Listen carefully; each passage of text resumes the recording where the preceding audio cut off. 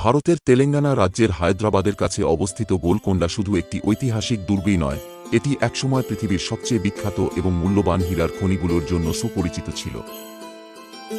আনুমানিক ১৩০০ থেকে ১৭শ শতাব্দী পর্যন্ত গোলকোন্ডা ছিল বিশ্বের একমাত্র পরিচিত হীরক উৎপাদনকারী অঞ্চল। সেই সময়ে আফ্রিকা বা ব্রাজিলে কোনো হীরের খনি আবিষ্কৃত হয়নি, তাই বিশ্বজুড়ে হীরের চাহিদা মেটাত এই গোলকোন্ডায়।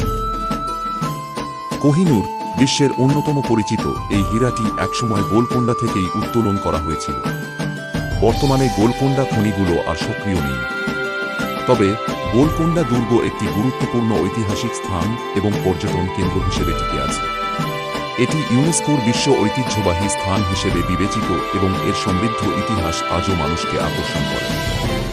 গোলকোন্ডা নামটি আজও অতুলনীয় ঐশ্বর্য এবং সৌন্দর্যের প্রতীক হিসেবে পরিচিত। ভিডিওটি ভালো লাগলে অবশ্যই লাইক ও সাবস্ক্রাইব করবেন। ধন্যবাদ।